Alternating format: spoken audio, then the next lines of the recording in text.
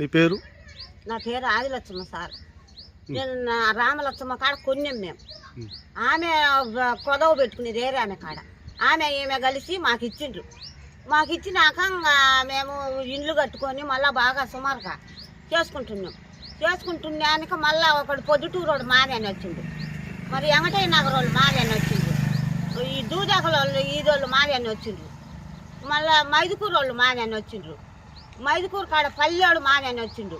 అందరూ వచ్చి సెక్షన్ చేయను, పోలీస్ స్టేషన్కి దిప్పును, మమ్మల్ని ఇట్లా చేస్తుండ్రు. ఇట్లా చేసినాక మళ్ళీ ఇప్పుడు ఎవరో 10 మంది వచ్చి నిన్న కొట్టి మమ్మల్ని ఇద్దరు మా భార్య భర్తలను నేను గుడ్డలు ఉత్తుకుంటున్నా కొట్టి రైతు అట్లా జాకెట్ అట్లా తుంచి కలబడి తాగి ఫుల్లుగా 10 మంది వచ్చి మా ఆయన గడ్డపారలు సుక్కలు పెద్ద సుక్కలు తీసుకొని వచ్చి మమ్మల్ని కొట్టి అడ్డం పోతే మా ఆయన కొట్టించు, నేను అడ్డం పోతే నన్ను కొట్టిండ్రు. జాకెట్ అంతా చించిండ్రు. కలబడి 10 మంది ఫుల్లుగా వచ్చి మా సాగొట్టిపోయిండు సార్. మమ్మల్ని ఇంట్లో దాడి చేసి గుడ్డలు ఉచ్చుకుంటుండే దాన్ని కొట్టిండ్రు మయంగా. పోలీసులు రాలేదమ్మా? పోలీసు వాళ్ళు వచ్చిండ్రు. మళ్ళా వాళ్ళు ఇట్లా చెబితే సరేలమ్మ స్టేషన్ కాడికి రాండి అని అట్లా జరుగుతుంది సార్. ఎంత అన్యాయమో.